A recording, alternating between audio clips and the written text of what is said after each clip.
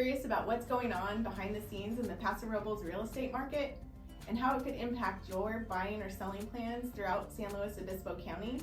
Well, there's a lot going on, from the recent changes to the shifting market trends and the fluctuating mortgage rates. Now, more than ever, it's important to stay informed. Let's explore the details that could shape your next big decision.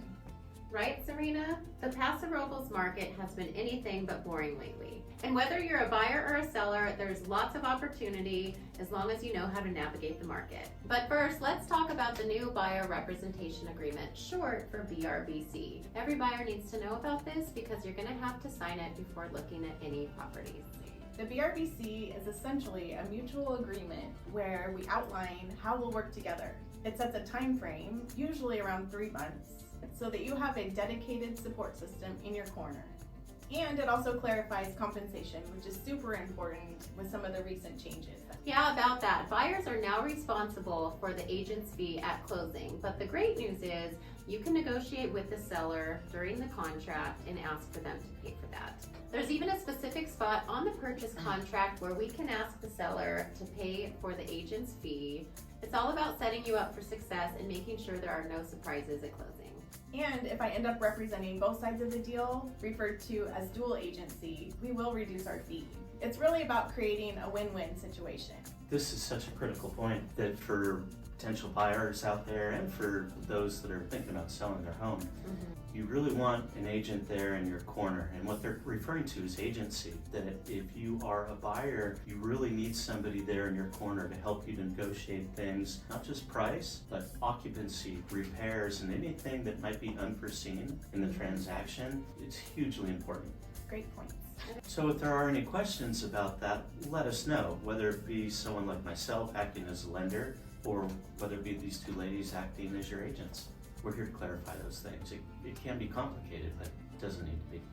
So Darryl, we've been going over the new buyer compensation rules. A lot of our clients are asking how this could impact their buying power. How does the idea of buyers paying their own agent's commission come into play on your side? There's a lot of different options, and what's most important about this is the communication between us as a lender with the potential buyer and certainly with the agents too, because there's ways that we can be creative. And so, I mean, you can, in terms of compensation, I would say in most cases, the seller is going to pay for the compensation. That's the way that it's been traditionally for a long time. But there are other options, and people should know about it. Right. There might be somebody that says, I have the means, not only for the down payment closing costs, but I have the money for the commission. I'd rather pay that out of my own pocket rather than having a higher sales price or a higher loan amount.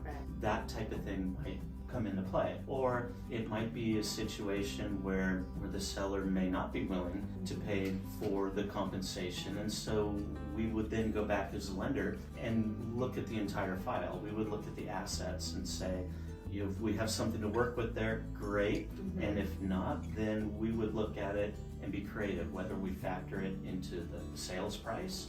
You could hypothetically have a sale at $700,000, and if you're trying to factor, let's say, a commission, then maybe that's an extra $21,000. You could have a purchase of $721. Or you could increase the loan amount and go lower down payment, and the difference, you would have less cash to close. That would be another way that a buyer could pay for the commission. The most important thing is the communication. For lenders, it may affect our pre-approval letters and what we do, so we all have to be on the same page. Definitely. But here's the thing, it's always been negotiable. But as Jen and Darryl have said, the seller can always pay the buyer's agent's compensation. At the end of the day, sellers are really just looking at the bottom line. Ultimately, it's about presenting the offer in the right way. Absolutely. And for buyers, it is important to remember that just because you're responsible for the agent fee up front doesn't mean that you have to cover those expenses out of your own pocket. We can negotiate with the seller to cover these costs and keep more money in your pocket, making it a win-win. For buyers, we just want to make sure that you are aware of your options. We can be creative, and the most important thing is to communicate and present to you the different options and see what works out well for you. And that's where having a strong team matters. We all work together, agents, lenders, and everyone. The market is shifting, but that doesn't mean the buyer has to feel the squeeze. Exactly. The idea of paying your agent might sound daunting at first, but we are here to put together every piece of the puzzle. We know how to manage it, and having Darryl on our side, we're going to make the numbers work for you. It's all about communication and planning and setting expectations. And with your input, we can create a solution that works best for you and your family. Mortgage rates are improving, and it's about time, because in October of 2023, we saw rates spike. They're at their highest level. They were up around 8%. Now they're dropping down. You know, a good price on a 30-year fixed conventional loan today is right around 6.375%. In some cases lower, in some cases higher. Just depends upon the situation. We believe that rates are going to continue to go down. We think that the Fed will cut rates in September this month. Policy meeting is around September 18th, thereabouts. And just as a reminder, when they cut the federal funds rate, that's the overnight rate that banks borrow from one another. And if they drop it 0.25%, 0.5%, it'll be one or the other, we think. Mortgage rates are mutually exclusive from that.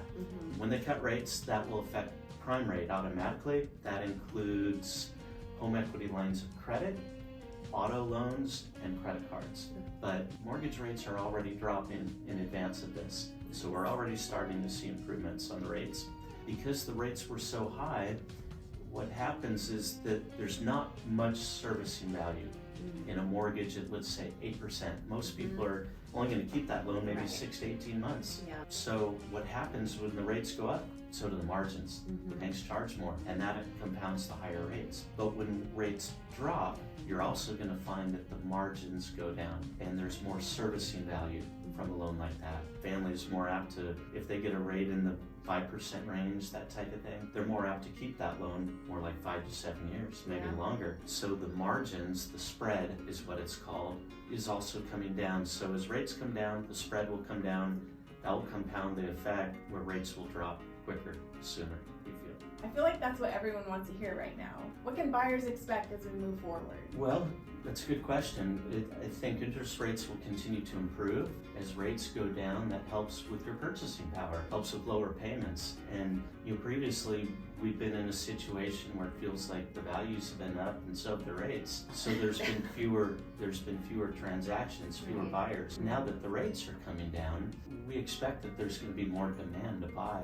Those buyers never went away. They've been waiting. Anticipate that when the rates go down, there's going to be more competition. There's still going to be a shortage of homes, short supply, but maybe with some luck, as the rates come down, it will also help to loosen up the market a bit, because I feel there's pent-up demand for people to move. People's housing needs have been changing. That's where it's important they talk to you. And that we act in unison to help each and every buyer, each homeowner, because we really need all of us to make informed decisions. No doubt about it, there's still a lot of uncertainty out there in the news. So there will be ups and downs with the market, but overall it will continue to downtrend. I mean, as long as inflation and the economy are cooling, that's going to cause a downward trend to interest rates. That and globalization. Our rates in the United States are higher than in other places, like Canada, for instance, Japan, even the European Union. So globalization also matters in our business. I think that rates are down at least 1% this year already. That trend will help clients. That's where the solution solving part of the business to me is really fun. You really have to look at the whole picture and get the input from the client. And what if we could show you a way where you could buy the house but also help them with consumer debt and things like that. I often say that we use the loan application as a roadmap so that we can make recommendations from a long list of products, and then with the help of you guys, the real estate agent, there's ways where we can problem solve, help to pay off debt, accomplish other objectives like funding retirement, but also helping them to purchase the home of their dreams. And that's huge if you're looking to purchase here in Paso or anywhere on our Central Coast. And just as a reminder, the longer that homeowner is in the market, they're going to benefit from 3 different things. I know you guys know this because we've talked about it before, but you as a buyer are going to benefit from amortization. That's paying down your loan amount. You're going to benefit from appreciation. That's where your home appreciates in value and you build more equity that way. And then the third thing would be the tax deductions. Other than pride of ownership, those are some of the biggest reasons why people buy real estate, to build wealth. Definitely. And to save money in taxes. Yes. Lower rates mean more buying power, which can help offset some of the higher prices that we've been seeing throughout the Central Coast and all over the country. So even if rates aren't exactly where you want them, it's important to keep an eye out on the overall trend so that you can make your move when they finally do hit that sweet spot that you've been looking for. Right, and that's why it's so critical to know your magic number. Just knowing what your comfort level is with monthly payment, because then we can back into that number. Because ultimately, when you own that home, you're also going to own that mortgage, and so you have to be comfortable. Knowing that magic number, talking with you to figure out what that comfort zone is definitely important. Correct. And know that Darryl's here to help make sure that you're pre-approved and ready to go. Being ready is an important point, and the way that I like to work, I like talking to each client up front, and whenever possible, I like to meet with them, and then that way it helps us to be more efficient in processing that loan, and we can work on the pre-approvals and do them quicker. It's a big part of being ready, is just having everything together, and then that way, when that property comes up, you're ready to make the offer, we're able to furnish the pre-approval letter, and we're adept at serving you that way. Definitely makes the process smoother for you as the buyer. Yeah, absolutely. The process doesn't have to be difficult. So now we're going to dig into what's currently happening according to the California Regional MLS in our SLO County residential real estate market. So right now we're sitting at about 6 months of inventory, which means we're really at a balanced market. Not too hot, not too cold, just right for both buyers and sellers. And homes are still moving pretty quickly if they were priced right. The average days on market is 15 days, which is just a little bit over 2 weeks. Even though we've got more inventory than we did earlier this year, you still need to be quick on your feet if you see something you like, because trust me, things are moving faster than you think. Then there's pricing, and that's where it gets interesting. Prices are definitely bouncing around a bit this year. Last month, we hit an all-time high of $925,000 for a median home price in SLO County. And this month, it dipped a little bit to $875,000. It's a bit of a yo-yo, but overall, the market is pretty stable when you look at it from the bigger picture. It's like the market has commitment issues. 1 minute it's all in, 1 minute it's backing off. But hey, that's real estate for you guys, right? It is. Definitely. What matters is we ended last year at $881,000, so we're really not too far off from that number. And if you guys have any questions about what the median price means, please reach out to any of us and we'd be happy to help you. Being that the values have been up, equity has been up, so it creates a lot of opportunity for those that are homeowners too. And so nationally, close to 40% of the people out there own their homes free and clear, which is a very high number. It's over 30%, close to 40. And most people on average have almost $300,000 in equity. It's a lot. Perhaps more. Whether you're upsizing, downsizing, or buying all cash, there's a lot of different options out there for how you might purchase your next home. And that's where it's good to talk to somebody like us. Yeah, that is a game changer. And with 32% of buyers paying all cash, having that kind of equity can really give you an edge in our market. It's about making strategic decisions now so you're not caught up in a rush when more buyers jump into our market. And let's face it, does it ever feel like a good time to buy? Not really. The best time to buy is when it's right for your family circumstances and your financial situation. Best time to buy is when you need a house. Exactly. And not chasing the highs and lows of the market. In the 70s, people held off buying and it cost them 20 years of equity in their home. The key is get in when you can and let time work in your favor. That's why the old saying still stands: don't wait to buy real estate, buy real estate and wait. Whether you're buying, selling, or just curious, having a plan and staying informed makes all the difference. So if you're thinking about making a move to Paso Robles or the beautiful Central Coast, we are here to help every step of the way. Whether it's your first home, your dream home, or tapping into your equity, let's talk strategy and make it happen. We're committed to making this process as smooth and simple as possible, and maybe even a little fun. Got questions? Drop a comment below or reach out directly. I agree. I think the process should be fun and exciting wherever it can be. So if you have questions about interest rates and loans and different solutions out there, please reach out. I'd love to help you and assist you. If you're serious about making a move to Paso Robles or anywhere on the Central Coast, don't miss out on grabbing your free relocation guide located below. It's packed with everything you need to know on how to make your transition smooth and successful.